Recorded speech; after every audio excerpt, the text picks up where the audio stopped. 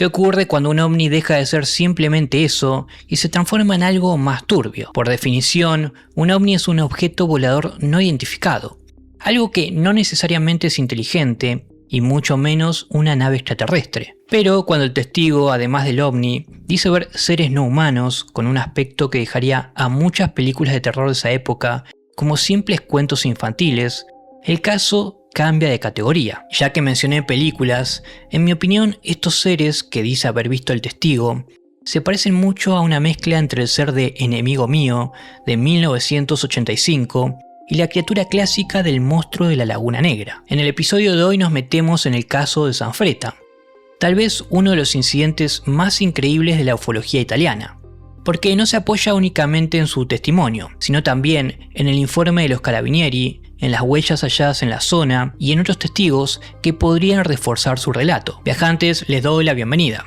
Yo soy Paul y les pido que me acompañen en este nuevo viaje.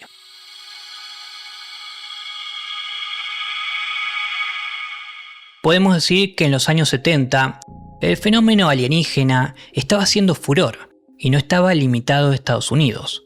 Por ejemplo, en España, el caso Humo había explotado en el 66, y sin irnos de España, en el 76 tuvimos el incidente OVNI de Canarias, donde hubo un avistamiento masivo y el expediente oficial español del 22 de junio de 1976 aún existe en la Biblioteca Virtual de Defensa y tiene 107 páginas. Con esto, ¿qué estoy queriendo decir? Que para fines de los 70, el fenómeno OVNI no vivía en un vacío.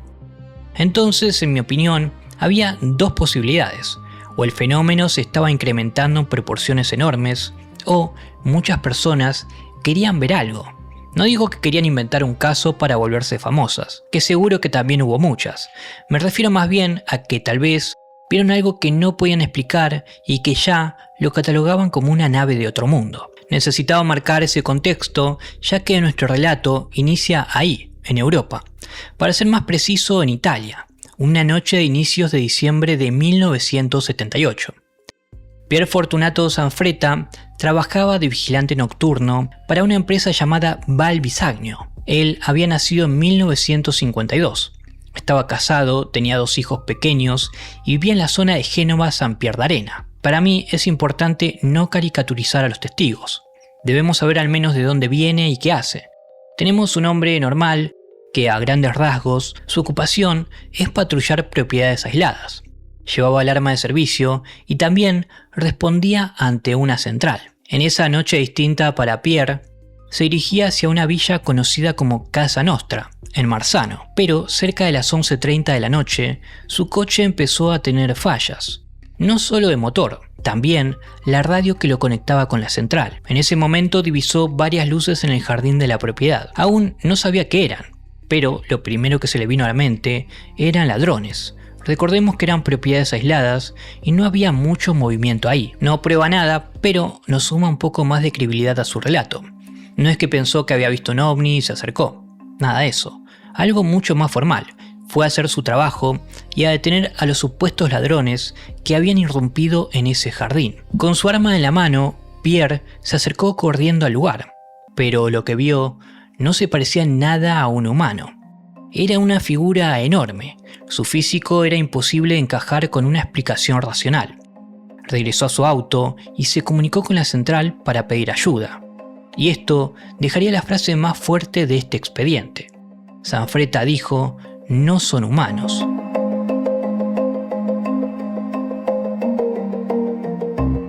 Pero antes de seguir, hago el único anuncio que verán en todo el video, ya que seguimos desmonetizados.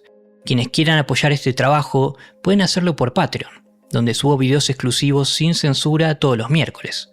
En pantalla aparecen los Patreons que hacen posible este episodio. También este video cuenta con el apoyo de Buscalibre. Si están buscando libros de misterio, terror, ufología, ciencia ficción o historia, Buscalibre tiene un catálogo de más de 8 millones de libros y llega a todo el mundo directo a la puerta de tu casa. Yo siempre compro en esta plataforma porque hay muy buenos precios. Les dejo el link en la descripción y en el comentario fijado para que puedan revisar el catálogo y tal vez encontrar ese libro raro que venían buscando hace mucho tiempo. Gracias a Buscalibre por apoyar al canal. Ahora sí, prosigamos con el caso. Sus compañeros se organizan y salen a buscar a Zanfretta. Lo encuentran más tarde en la madrugada en estado de shock. Al día siguiente, para mí, es cuando esto toma un tono más serio, ya que la empresa decide notificar a los carabinieri. Ya dejamos solamente un relato unipersonal y se empieza a sumar llamadas, declaraciones y documentos oficiales. El 8 de diciembre de 1978 se emite un telex del mando de los carabinieris distribuido al Ministerio del Interior, a la Aeronáutica y a otros mandos italianos. Podemos ver que se le dio bastante importancia a lo que había experimentado Pierre. Como si eso no fuese suficiente, ese mismo telex menciona un avistamiento similar ocurrido en la zona, aproximadamente a las 7:30 p.m. del día 6 de diciembre, por un residente llamado Profeta que habría visto un objeto luminoso no identificado. Pero entonces, ¿qué le pasó a Pierre? Solo teníamos la versión de que lo encontraron en shock y vio humanoides perturbadores. Como vimos en algunos casos en este canal, lo que suelen relatar es que después de una abducción, sus recuerdos son borrados o bloqueados. El testigo no suele recordar los hechos concretos luego de ver a los humanoides o a esa nave extraña. Es así que recurren a la hipnosis. Y acá tengo un problema. Mi opinión no es que la hipnosis sea una mentira automáticamente, pero creo que depende muchísimo del hipnoterapeuta. Para mí es muy importante que no te guíe en ese viaje, que no te diga qué es lo que aparece, ni te sitúe en situaciones que no relataste aún. A la vez les digo que en ocasiones ha sido muy útil para reconstruir la escena, como el caso de Linda Napolitano, donde según el investigador Bud Hopkins encontró más de 20 testigos viendo cómo la mujer flotaba fuera de su departamento en un piso 12. Mauro Moretti era un psicólogo con muy buena reputación y al conocer el caso de Zanfretta se ofreció a hacerle una hipnosis regresiva el 23 de diciembre de 1978. Lo primero que el testigo dice es que ve 4 luces, intenta comunicarse con la central, pero inmediatamente el auto se apaga. Cree que hay ladrones, saca su arma y decide actuar por su cuenta. En ese punto empieza a respirar con cierta dificultad. Hasta tiembla. Parece realmente estar viviendo algo traumático. Dice con desesperación: ¿quién está ahí? ¿Qué pasa? Mamá. Moretti intenta tranquilizarlo porque el hombre ya no podía seguir hablando. Y es ahora cuando la parte de la historia que nos faltaba se empieza a completar. Pierre empieza a hablar como si estuviese con alguien más, diciendo por qué tendría que ir con ustedes, qué quieren hacerme, qué son todas esas luces. No quiero, ustedes no son seres humanos, ¿qué me ponen en la cabeza? Déjenme en paz. Entonces es cuando deciden terminar la sesión. Al despertar, Pierre no recuerda nada. Según su memoria, había estado en el diván hacía apenas unos 3 minutos. Dato que les dejo, toda esta regresión está grabada. La pueden encontrar en YouTube. Solo 4 días después, el 27 de diciembre, Pierre inicia su trabajo a las 10 p.m. y sale de la empresa en un Fiat 127. Se dirige a la zona de Torriglia, como parte de su patrullaje habitual. A las 23:46, el trabajador Atilio Massa de la central recibe un llamado muy alterado de Zanfretta. Estaba desesperado, gritando que una niebla lo rodeó totalmente y que no podía ver nada, que el auto estaba avanzando solo y lo peor es que cada vez iba más rápido. 4 minutos después, entra una segunda comunicación. Esta era diferente y tal vez a mí me hubiese dado algo de miedo, porque la voz de Pierre era totalmente suave y tranquila. Lo que llegó a decir es que había parado el auto, que estaba frente a una luz enorme y que avanzaría hacia ella. Automáticamente Atilio da la voz de alarma. El brigadier Emanuele Travenzoli sale a buscarlo con su compañero, pero otra unidad más lo sigue con el teniente y el director de la empresa. El operativo se movió bastante rápido, y cuando los guardias y carabinieri llegaron al sector de Escofera, en esa noche lluviosa, encuentran el Fiat 127 de Pierre. Estaba ahí, detenido. El auto seguía caliente como si hubiese sido apagado recientemente. Cerca del coche, sobre la tierra húmeda, había varias marcas como si algo hubiese caminado alrededor del vehículo, pero Pierre no estaba a la vista. Recién logran encontrarlo aproximadamente a la 1:25 am. Estaba vivo, desorientado y en un estado de shock que no le permitía emitir palabras. Y detalle sumamente importante, a pesar de la tormenta y que todo el personal de búsqueda estaba empapado, Pierre estaba totalmente seco. O sea, tenemos un caso potente, porque además del llamado extraño de Sanfretta, también está involucrada la empresa Valvisagno y los Carabinieri. Eso sin contar las marcas que vieron alrededor de su coche abandonado. Pero esto no termina acá. El 3 de enero de 1979, el brigadier Antonio Nucci envió un informe a la Pretura de Génova, centrado en los episodios de Marzano y Escofera. Para mí ese punto es importante porque nos demuestra que el asunto tomó forma oficial, y no quedó únicamente en una historia de un vigilante asustado en una villa aislada. Después de esa noche, Pierre no podía explicar varias cosas, tenía huecos en su memoria.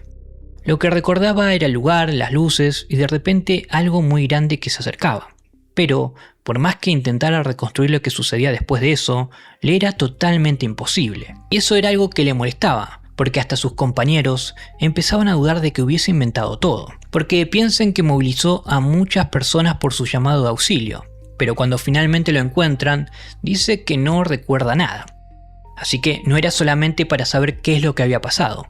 Prácticamente estaba obligado para mantener su credibilidad con su entorno. Es así que varios investigadores del fenómeno se acercan y ahí entra el mencionado psicólogo que les mencioné, Mauro Moretti. Él tenía buena reputación y al conocer el caso se ofreció a trabajar con él. En esa sesión que habíamos mencionado, es muy impresionante cómo empieza a revelar parte bloqueada que Pierre no podía recordar.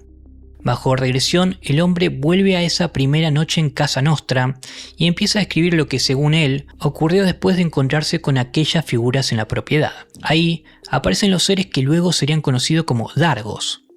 Él dice que eran criaturas enormes, de unos 3 metros de altura, con piel verdosa, arrugada y con una textura difícil de asociar a un cuerpo humano. Tenían ojos amarillos triangulares, una mirada durísima, protuberancias en la cabeza, dedos gruesos y pies con garras. También decía que la boca se abría de una forma rígida, casi como si fuese mecánica. Claramente no eran grises. De hecho, estamos ante la descripción típica de un humanoide reptiliano.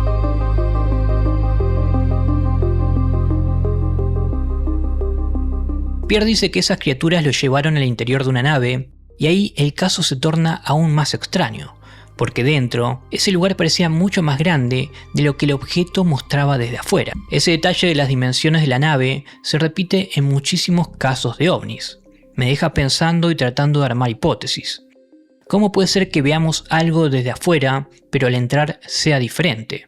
¿Qué piensan ustedes? Déjenme su opinión en los comentarios. ¿Puede que en realidad lo que vemos no es realmente lo que es? O sea, me refiero que los ovnis que vemos no son realmente eso. No sé, los leo. Prosigamos. El hombre menciona una sala muy luminosa, de estructura rara y cilindros transparentes llenos de un líquido con un tono azulado. Pero acá, en mi opinión, viene uno de los pormenores más impactantes. Porque dentro de esos cilindros o tubos, además del líquido, ve criaturas. En uno de ellos había algo parecido a una rana gigante casi humanoide. En otro había otra criatura con rasgos de ave. Y el último que alcanzó a recordar tenía una figura humanoide peluda, como un humano primitivo. El impacto debe haber sido terrible, porque recordemos, era a fines de los 70, y además Pierre era solo un guardia nocturno de apenas 26 años, básicamente acostumbrado a patrullar casas vacías en el medio de la montaña. Estoy totalmente seguro que eso le generó un trauma muy difícil de calcular, pero Pierre siguió relatando su experiencia. Estos Dargos le mostraron una especie de esfera transparente con una pirámide en su interior.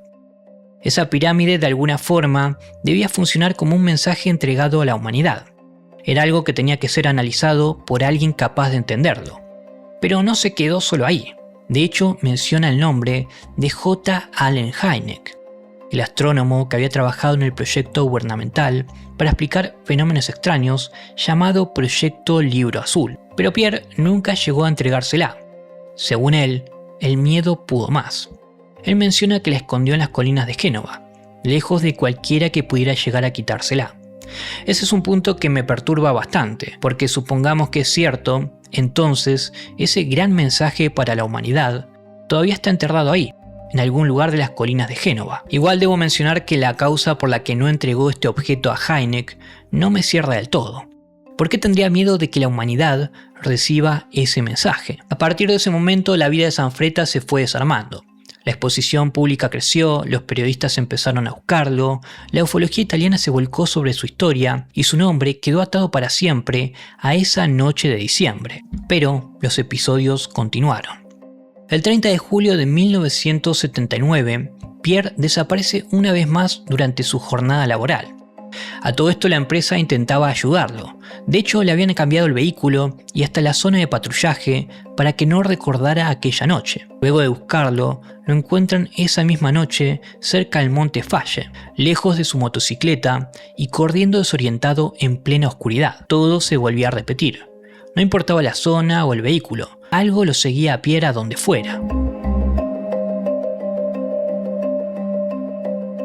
El 2 de diciembre del 79 hay un episodio más. Esta vez en plena búsqueda de Sanfretta, los guardias dijeron haber visto luces en el cielo. Entre ellos podemos nombrar al teniente Giovanni Casiva. Él vio un objeto luminoso moverse por la zona y hasta terminó disparándole con su arma de servicio. Todo esto no hace más que reforzar el incidente.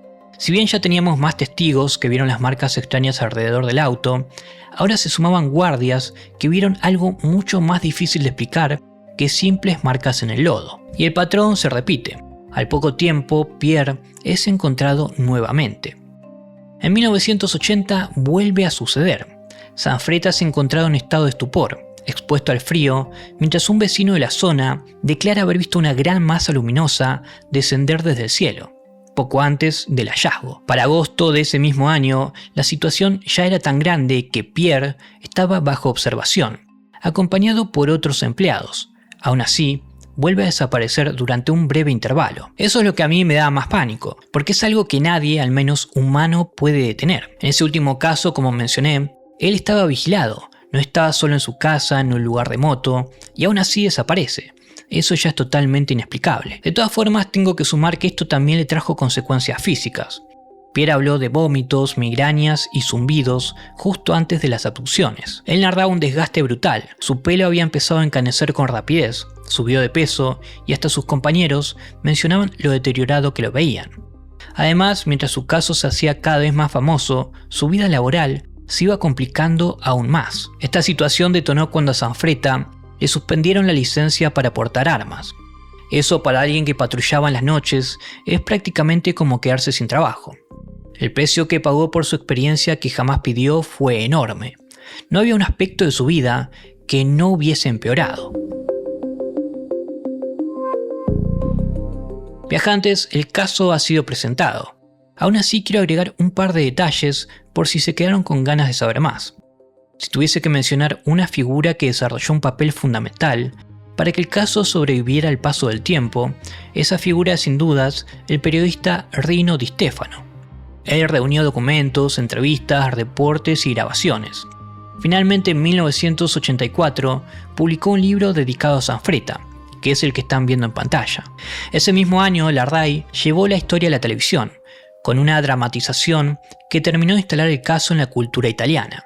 Desde entonces, Torriglia quedó asociada a esa historia como uno de los grandes puntos de la ufología europea. También, como les mencioné antes, en YouTube se pueden encontrar grabaciones en italiano de sus regresiones, por si les interesa. Lo más llamativo es que Sanfretta sostuvo su versión durante décadas.